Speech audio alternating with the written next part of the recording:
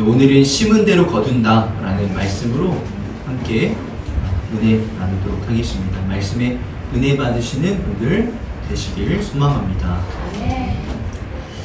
우리가 살다 보면 억울한 일 당할 때도 있고 또 어떤 때는 너무 또 악한 사람들을 만날 때가 있습니다. 이런 일에 대해서 어떻게 해야 될지 오늘은 이런 내용들을 나누려고 합니다.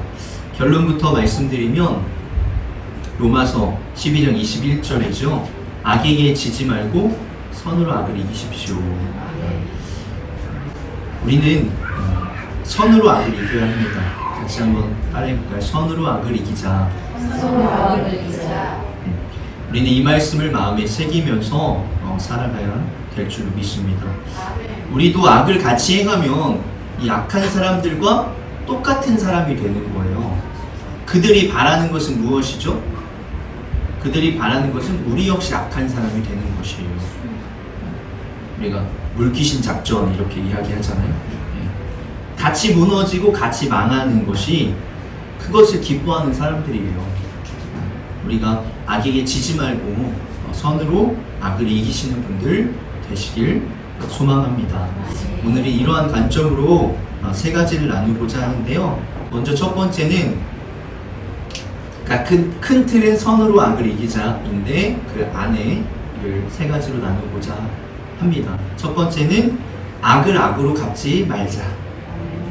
말해볼까요? 악을 악으로 갚지 말자. 악을 악으로 갚지 말자. 이 선으로 악을 갚는 것과 악을 악으로 갚지 않는 것과는 조금 차이가 있습니다. 사무엘상 24장 4절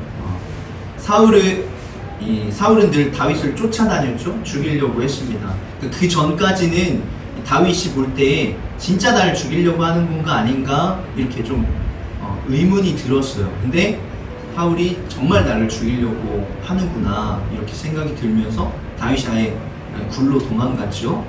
그런 상황에서 다윗에게는 사울을 죽일 기회가 두 번 있었습니다.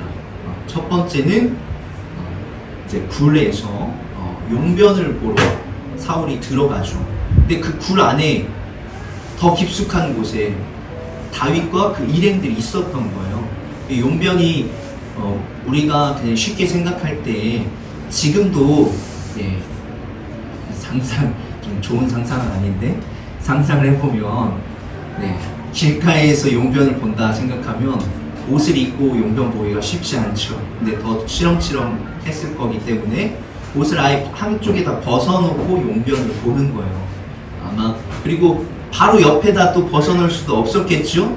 좀 어느 정도 떨어뜨려 놓고 아마 용변을 볼 거예요. 근데 그때 이제 다윗의 부하들이 이야기를 하는 거죠. 드디어 주님께서 대장님에게 약속하신 바로 그날이 왔습니다. 내가 너의 원수를 너의 손에 넘겨줄 것이니 내가 마음대로 그를 처치하여라 하신 그날이 되었습니다. 이렇게 부하가 이야기를 하는 것이에요. 근데 다윗은 어떻게 하죠? 죽이지 않고 옷자락만 자르죠. 그리고 또 이후에 이 일이 있은 후에 한 번 더 오늘 말씀인데 비슷한 내용이 나오죠. 26장 12절 다윗이 사울의 머리맡에 있는 창과 물병을 들고 아비새와 함께 빠져나왔으나 보는 사람도 없고 눈치채는 사람도 없고 깨는 사람도 없었다. 주님께서 그들을 깊이 잠들게 하셔서 그들이 모두 고나게 잠들어 있었기 때문이다. 마치 이 상황은 어떤 상황이에요? 하나님께서 다 재워넣었으니까 다윗 너 어떻게 하는지 한번 보자. 이런 상황일 수도 있는 거예요. 그런데도 다윗은 가서 창과 물병만 가지고 오는 거죠. 그리고 나중에는 또 이 창과 물병도 다시 돌려줍니다. 그러니까 나는 당신을 해야 할 생각이 없습니다라는 것을 제대로 보여주는 거죠. 전쟁에서 필요한 것이 창과 물병이에요. 근데 이것을 다시 돌려줌으로써 다시 무장할 수 있도록 하는 거죠. 근데 이 두 사건에서 다윗이 비슷하게 이야기하는 내용이 나오죠. 무엇이죠? 둘 다 부하들이 누구를 이야기하면서 이야기하는 거죠? 하나님께서 당신에게 준 기회다. 이렇게 이야기합니다. 그냥 이야기하는 게 아니에요. 부하들도 다윗이 정말 솔깃하게 하나님께서 준 기회다, 이렇게 이야기를 합니다. 우리가 이 사울도 다윗에게 전쟁하러 나가라고 할 때 거룩한 전쟁, 하나님께서 너에게 싸우라고 하는 전쟁을 나가라 이렇게도 이야기를 했는데도 나가지 않았죠. 근데 지금도 비슷한 거예요. 부하들도 하나님 이야기를 하면서 이야기를 하고 있어요. 여러분에게 만약에 뭐 좀 다를 수 있겠지만 지금 이 기회는 하나님이 주신 기회입니다 하면 여러분 솔깃하지 않겠어요? 그렇겠죠. 그런데도 불구하고 다윗은 뭐라고 이야기하냐? 주님께서 기름 부어 세우신 우리 임금님을 내가 감히 칠 수 없다. 나는 주님께서 그런 일을 하지 못하도록 나를 막아주시길 바란다. 하나님이 이야기하면서 치자 해도 똑같이 하나님 이야기하면서 나는 칠 수 없다. 하나님께서 막아주시길 원한다. 왕은 하나님께서 기름 부어 세우신 사람이다. 이 이야기를 24장에서도 하고 또 27장에서도 26장에서도 똑같이 이야기를 하고 있어요. 26장입니다. 아까 그 물병, 창과 물병에서도 이렇게 이야기를 하고 있는 거예요. 그를 죽여서는 안 된다. 그 어느 누구든지 주님께서 기름 부어 세우신 자를 죽였다가는 벌을 면하지 못한다. 이렇게 이야기를 하고 있습니다. 그러니까 우리는 다윗을 통해서 그는 절대 악한 사울에게 똑같이 악을 행하지 않는다라는 것을 볼 수 있어요. 하나님 이야기를 하면서 꼬셔도 절대 넘어가지 않는다라는 거죠. 물론 사울은 하나님께 기름 부었다라는 좀 특별한 상황이 있습니다. 하지만 그럼에도 우리는 비슷한 적용을 할 수 있는 거죠. 무엇이죠?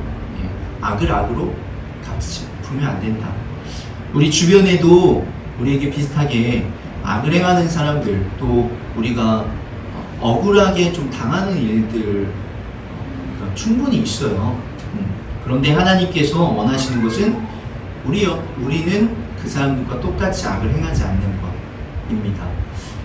아까 로마서 12장 21절이었죠. 악에게 지지 말고 선으로 악을 이겨라. 이 말씀 위에 보면 로마서 12장 17절 18절에 아무에게도 악을 악으로 갚지 말고 모든 사람이 선하다고 생각하는 일을 하려고 애쓰십시오. 여러분 쪽에서 할 수 있는 대로 모든 사람과 더불어 화평하게 지내십시오. 이렇게 이야기를 하고 있습니다. 이 악을 악으로 갚지 않는다는 것은 두 가지입니다. 첫 번째는 선을 행하는 거죠. 할 수만 있다면 선을 행하십시오. 그러나 두 번째, 선을 행하기가 어렵다. 그러면 악이라도 하지 말자. 즉, 최대한 마주치지 않는 것이 중요합니다. 그래야 중간, 선을 행하지도 않고 악을 행하지도 않는 상황이 된다는 거예요.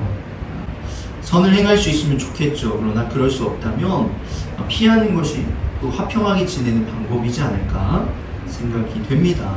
여러분의 상황, 여러분의 어떤 상황과 여러분의 마음에 따라서 적어도 선을 행할 수 없다, 이런 사람들이 또 존재해요.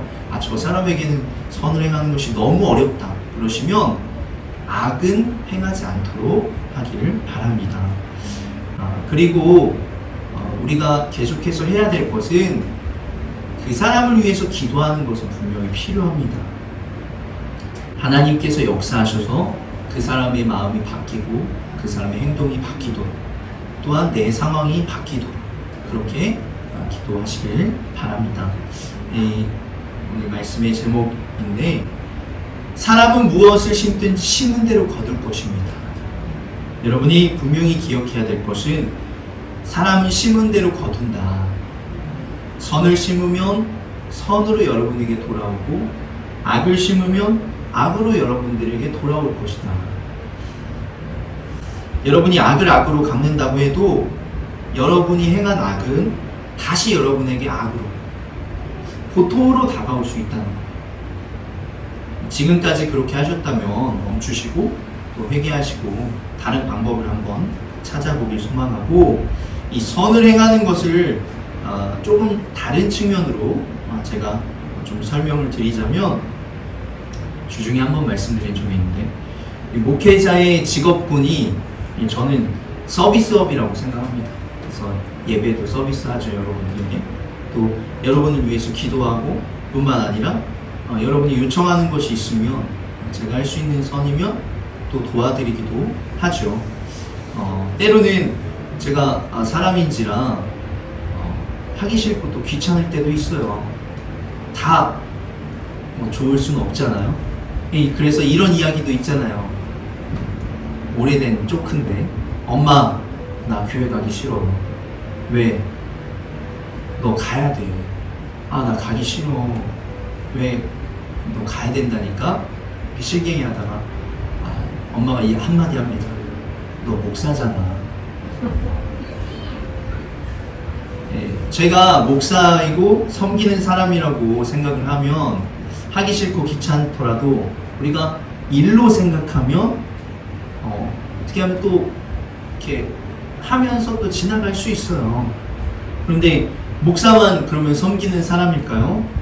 그렇지 않다는 거죠. 성도님들도 섬기는 사람입니다. 신앙이 오래되면 오래될수록 또 오래되지 않은 사람들을 섬겨야 돼요. 요새 좀 리더십이 여러분이 생각하는 리더십이 좀 바뀌어야 되는 거죠. 저 역시도 마찬가지고 목사라서 섬김을 받아야 된다? 그것만 있지 않다는 거죠. 그리고 또 성도님들도 내가 오래되면 오래될수록 더 대우를 받아야 된다. 이런 것들이 굉장히 옛날 사고방식이라고 생각이 됩니다. 그래서 교회를 오래 다니면 오래 다닐수록 얼마 되지 않은 사람들을 잘 적응할 수 있도록 섬기고 해야 된다라는 거죠.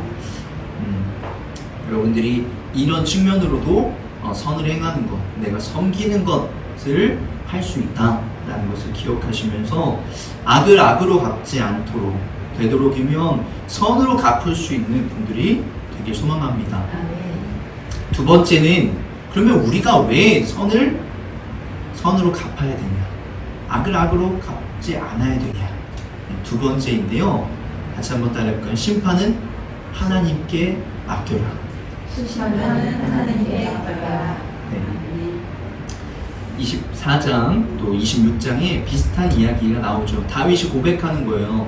이제 주님께서 나와 임금님 사이에 재판장이 되시고 나의 억울한 것을 주님께서 직접 풀어주시길 바라겠습니다.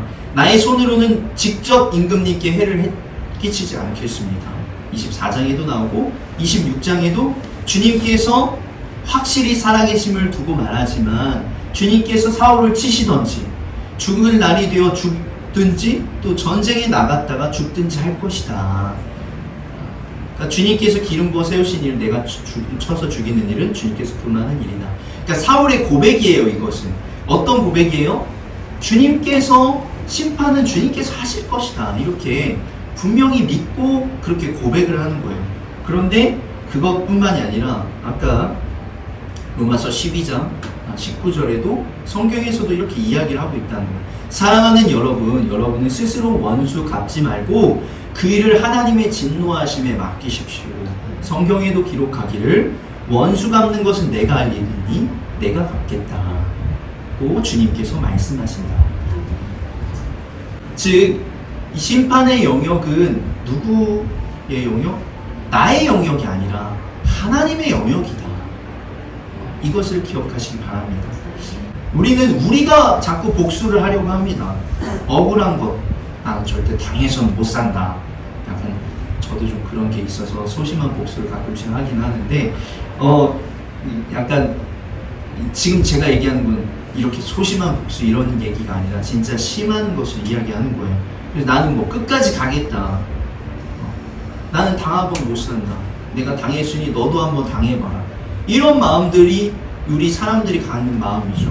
근데 성경에서는 그것은 하나님이 하실 것이다. 그 사람의 잘못 나만 아는 것 아닙니다. 하나님께서도 아신다. 공의로우신 하나님께서 그 사람의 죄의 심판을 하실 것이다.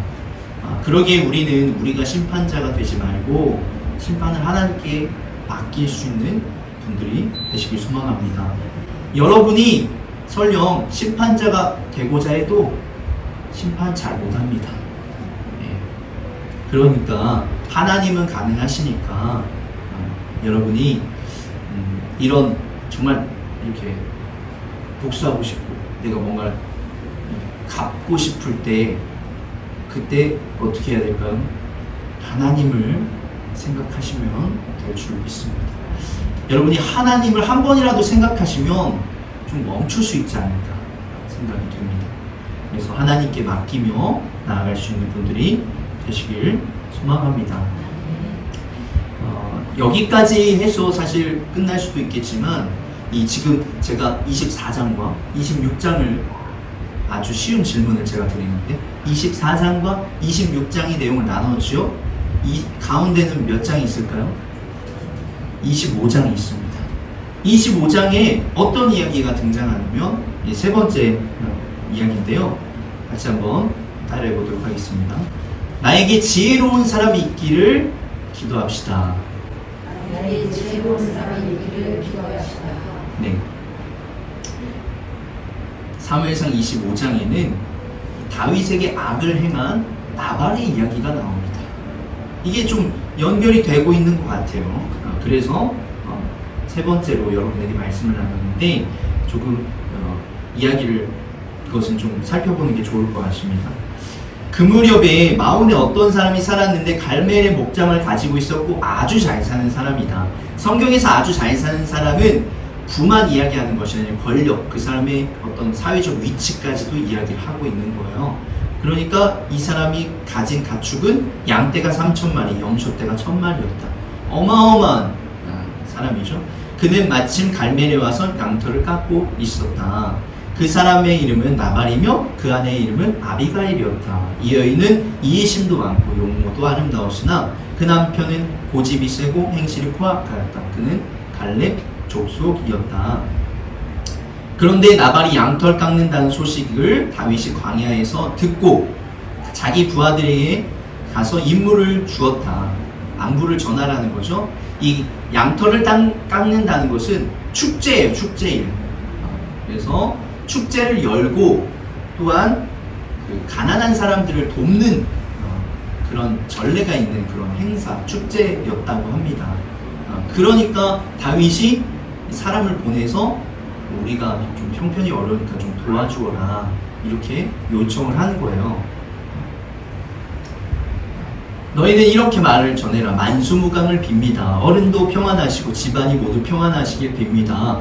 어른의 모든 소유도 번창하시길 빕니다. 지금 일꾼들을 데리고 양털 깎고 계시다는 소식을 들었습니다. 어른들의 목자들이 우리와 함께 있었는데 우리는 그들을 괴롭힌 일도 없으며 그들이 갈멜에 있는 동안에 양 한 마리도 잃어버린 것이 없습니다.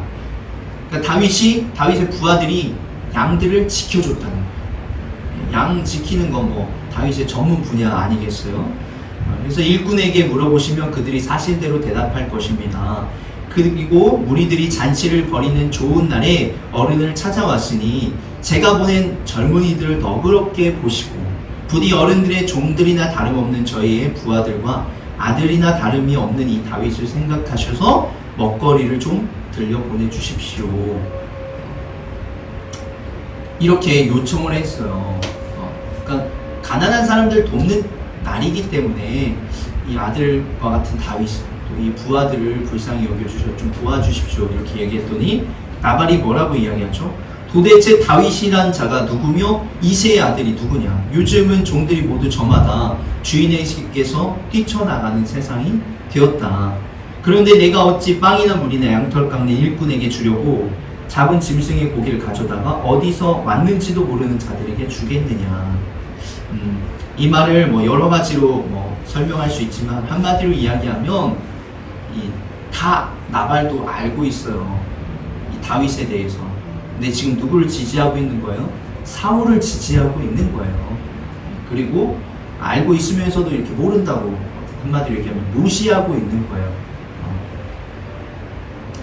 그래서 이 좀 상황적으로 전체적으로 보자면 다윗이 그래도 호의를 베풀면서 굳이 뭐 호의를 베풀지 않아도 되지만 자기 그 주변에 있었기 때문에 양들을 지켜주고 돌보아 주었는데 나발은 그런 다윗을 인정하지 않았고 또한 이 지켜준 것도 그냥 감사하게 생각을 하지 않은 거죠. 그래서 다윗을 도와주려고 하지 않았습니다. 다윗이 굉장히 열받았어요. 화가 났죠. 모두 허리에 칼을 차거라. 그들은 저마다 허리에 칼을 차니 다윗도 허리에 자기의 칼을 찼다. 이때 한 600명 정도 되었었는데 400명 되는 사람은 다윗을 따라 쳐 올라갔고 200명은 남아서 물건을 지켰다. 다윗은 단단히 벼르고 있었다. 내가 저 광야에서 그에게 속한 것은 무엇이든지 지켜주어 그의 모든 재산 가운데 아무것도 잃어버리지 않도록 하였으나 그것은 모두 헛일이었다. 그는 나에게 선을 악으로 갚았다. 내가 아침까지 내일 아침까지 그에게 속한 모든 사람들 가운데서 남은 자들을 하나라도 남겨둔다면 나 다윗은 하나님께 무슨 벌이라도 받겠다. 정말 이 머리 끝까지 화가 난 상황이에요. 그래서 쫓아가는 거예요. 지금 이런 얘기를 하면서 쫓아가는 거죠. 하나도 안 남기겠다 이야기를 하는 거예요. 내가 지금까지는 하나도 잃어버리지 않도록 지켜주지만 그것 하나도 남지 않게 하겠다. 그런데 이 소식을 이 나발의 종들 가운데서 한 사람이 이 아까 아비가일에게 전해줍니다. 소식을 전해주면서 지금 다윗이 내려오고 있습니다. 그러니까 이 아비가일이 지금 챙길 수 있는 먹을 것들을 챙겨서 다윗에게 가는 거죠. 그러면서 여러 가지 이야기를 하면서 설득을 합니다. 설득의 내용은 제가 설명하지 않고요. 25절부터 31절에 있으니까 궁금하시면 읽어보시길 바라고, 그래서 다윗이 이야기를 하죠. 그 이야기에 설득을 당해서 주 이스라엘의 하나님이 오늘 그대를 보내어 이렇게 만나게 하여 주셨으니 주님께 찬양을 드리고, 내가 오늘 사람을 죽이거나 나의 손으로 원수를 직접 갚지 않도록 그대가 나를 지켜주었으니 슬기롭게 권면하여 준 그대에게 감사하고 하나님이 그대에게 복을 베풀어 주시기를 바라고, 그대에게 아무런 해를 입히지 못하도록 나를 막아주신 주 이스라엘 하나님이 확실히 살아계심을 두고 분명하게 말하지만 그대와 급히 와서 나에게 이렇게 나를 맞이하지 않았더라면 나발의 집안에는 내일 아침까지 밝을 때까지 남자는 하나도 살아남지 못할 뻔 하였소. 어떤 내용인지 아시겠죠? 아비가일이 가서 다윗의 공격을 저지했고 자기의 남편 나발 또 자기에게 속한 그 남자들을 다 또 재산을 지킬 수 있었다라는 것이에요. 그러니까 우리가 지금 비슷한 상황이죠. 우리 역시 억울하고 악한 사람에게 당하면 순간적으로 화가 나서 똑같이 행동하려고 할 수 있어요. 다윗 역시도 마찬가지였죠. 그러나 아비가일의 이 지혜로운 말에 공격을 하지 않고 돌아갔어요. 우리는 우리 주변에 지혜로운 사람이 있기를 위해서 기도해야 됩니다. 똑같이 악을 행하지 말아라. 선을 행하라. 지혜롭게 이야기해 줄 수 있는 지인이, 사람이 주변에 있기를 기도하시기 바랍니다. 물론 아무리 누군가가 지혜롭게 이야기해 준다고 해도 여러분의 기본 마음이 선을 행하자, 심판 하나님께 맡기자, 이런 마음이 있지 않은 사람은 그 사람의 이야기도 듣지 않아요. 그래서 이게 세 번째가 되는 거예요. 첫 번째, 두 번째가 안 되는 사람은 옆에 아무리 지혜로운 사람이 있어도 듣지 않기 때문이에요. 의미가 없는 거죠. 그러나 여러분이 악을 악으로 갚지 않으려고 하시고 심판 하나님께 맡기려고 한다면 여러분 주변에 지혜로운 사람이 있기를 기도하시기 바랍니다. 그리고 그런 사람이 여러분에게 이야기를 했을 때 여러분이 다윗과 같이 멈출 수 있는 그런 사람이 될 수 있을 줄 믿습니다. 말씀을 마무리합니다. 제가 다시 처음에 했던 말씀을 드리도록 하겠습니다. 아무에게도 악을 악으로 갚지 말고 모든 사람이 선하다고 생각하는 일을 하려고 애쓰십시오. 여러분 쪽에서 할 수 있는 대로 모든 사람과 더불어 화평하게 지내십시오. 악에게 지지 말고 선으로 악을 이기십시오. 우리들은 선으로 악을 이기는 사람이 되어야 될 줄로 믿습니다.